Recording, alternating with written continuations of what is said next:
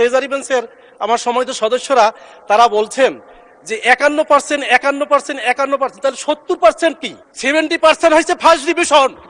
কাজে সেই first ডিভিশনকে ignore করে সেকেন্ড ডিভিশন নিয়ে ট্রেজারি বেঞ্চে বসে আজকের কিভাবে তারা কথা বলেন? বাংলাদেশের রাজধানী ঢাকা, অথচ অবহেলিত, বঞ্চিত এবং নিপীড়িত একটি এলাকা। শ্যামপুর, কদমতলী এবং যাত্রাবাড়ির এক অংশ নিয়ে এই এলাকার মানুষ অনেক ধরনের সুবিধা বঞ্চিত। বিদ্যমান যে সুবিধাগুলো আছে সেগুলোও মানুষ সুফল পাচ্ছে না। অনেকগুলো সমস্যা, শুধু আমি নামগুলো বলে যাচ্ছি। মাননীয় স্পিকার, আমার এলাকায় দীর্ঘদিন পর্যন্ত গ্যাস নেই। গ্যাসের লাইন আছে কিন্তু গ্যাসের সার্ভিস দিচ্ছে না। জলাবদ্ধতা আমাদের নিত্যদিনের সঙ্গী। গতকাল সামান্য বৃষ্টিতে আমার এলাকার প্রায় 80% এখনও জলাবদ্ধ। মাদকের ব্যাপারটা তো জাতীয় ইস্যু, অথচ এটা নিয়ে আলোচনা হয়, কিন্তু এই জাতীয় ইস্যুটাকে কিভাবে সমাধান করব এই ব্যাপারে এখন পর্যন্ত উল্লেখযোগ্য কোনো আলোচনা হচ্ছে না। কিশোর গ্যাংয়ের অবস্থাটা এমন দাঁড়িয়েছে যে মানুষজন সন্ধ্যার পরে রাস্তাঘাটে চলাফেরা করতে গেলে তাদের কাছে টাকা পয়সা, মূল্যবান জিনিস এগুলি রেখে দিচ্ছে, ক্ষেত্র বিশেষে মানুষ আহত হচ্ছে। আমার এলাকার রাস্তাঘাটগুলো ভাঙ্গাচুরা, ড্রেনেজ ব্যবস্থাটা অত্যন্ত অপরিকল্পিত। আমার এলাকায় যে খালগুলো রয়েছে, দীর্ঘদিন পর্যন্ত এই খাল খননের কথা আমরা শুনে যাচ্ছি, কিন্তু এই পর্যন্ত এই খাল পুনঃখনন হচ্ছে না।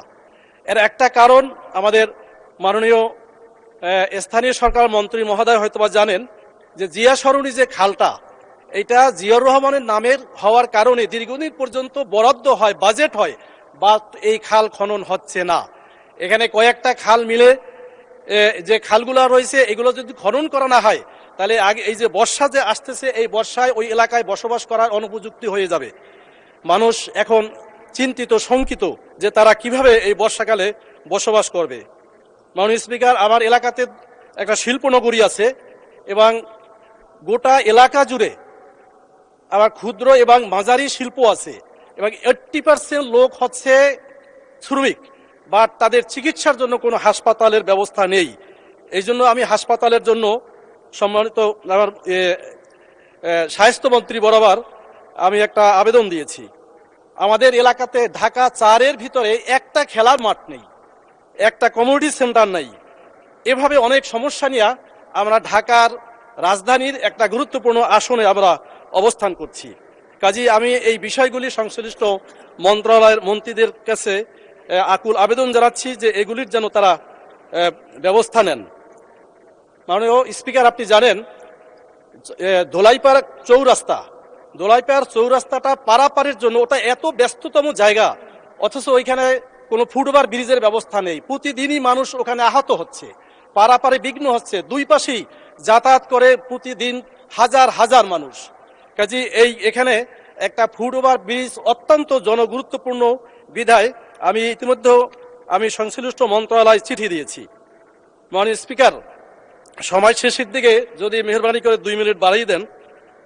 মাননীয় স্পিকার, আমরা যে আজকের সংসদে দাঁড়িয়ে আছি, এই সংসদ জুলাই বিপ্লবের উপর দাঁড়িয়ে আছে। জুলাই বিপ্লবের যে স্বপ্ন ছিল সেই স্বপ্ন বাস্তবায়নের দিকে যাচ্ছে বলে আমরা দেখতে পাচ্ছি না। আমাদের গণভোট হয়েছে, গণভোটের ব্যাপারে আমি জানি না, আমি ছোটবেলায় অঙ্কে সবসময় লেটার মার্ক পাইতাম, কিন্তু এখন মনে হয় সেই মার্ক ভুল ছিল কিনা আমার জানি না। কারণ আপনি হিসাব করে দেখছি ট্রেজারি বেঞ্চের আমার সম্মানিত সদস্যরা তারা বলছেন যে 51%, তাহলে 70% কি? আমরা যখন ওই সময় ছিলাম ডিভিশনের পাস করতাম, যদি 51% তো সেকেন্ড ডিভিশন, 70% হয়েছে ফার্স্ট ডিভিশন। কাজে সেই ফার্স্ট ডিভিশনকে ইগনোর করে সেকেন্ড ডিভিশন নিয়ে ট্রেজারি বেঞ্চে বসে আজকের কিভাবে তারা কথা বলেন? এই প্রশ্নের উত্তর আমি আপনাদের কাছে চাই। আপনারা 51%-এর শপথ নিলেন আর 70%-এর আপনার শপথ নিবেন না। জাতির কাছে প্রশ্ন, আমি এলাকাতে গিয়েছি, তারা প্রশ্ন তুলে যে আমরা 2টা ভোট দিলাম, একটা ভোটের শপথ নিলেন আর একটা ভোটের শপথ কেন নিলেন না? আপনারা শপথ নিবেন না, তাহলে এই কথা আগেই বলতেন যে আমরা শপথ নিব না, আমরা তোমাদের সাথে প্রতারণা করব। এই কথা যদি আগে বলা হতো তাহলে জনগণ 51% ভোট দেয় না, কত পার্সেন্ট মাননীয় সদস্য 1 মিনিটে শেষ করেন, সাম আপ করেন 1 মিনিট। মাননীয় স্পিকার, আমি তার শেষ দিকে যাচ্ছি। ইতিহাসের নির্মম বাস্তবতা হলো ইতিহাস থেকে খুব কম সংখ্যক লোকই শিক্ষা গ্রহণ করে, অথচ যুগে যুগে এই যে ঘটনাগুলি, এই ঘটনাগুলি সম্পর্কে আল্লাহ বলছেন তিলকাল আমসালু নাদরিবুহা লিন-নাস, এই যে উদাহরণ তোমাদের জন্য যাতে করে তোমরা শিক্ষা গ্রহণ করো। কিন্তু আফসোস, আল্লাহ অন্য জায়গায় বলছেন ওয়ালাকিন আকসারুহুম লা ইয়াকিলুন, তোমাদের অধিকাংশ লোকে এর থেকে শিক্ষা গ্রহণ করো না। কিন্তু আমি আবেদন রাখবো এই মহান সংসদে, আমরা এই সংসদকে প্রাণবন্ত করতে চাই, আমরা এই সংসদকে দীর্ঘায়িত করতে চাই। আমরা দেখতে চাই যে এই সংসদ গতানুগতিক কোনো সংসদ হবে না। বিগত দিনের ইতিহাস থেকে শিক্ষা নিয়ে এই সংসদে, মহান সংসদে যারা এসেছেন, তারা এই দেশকে এগিয়ে নেওয়ার জন্য, দেশের জন্য, দেশের উন্নয়নের জন্য কাঙ্ক্ষিত ভূমিকা, বিপ্লবের কাঙ্ক্ষিত ভূমিকা। ধন্যবাদ, ধন্যবাদ মাননীয় সদস্য।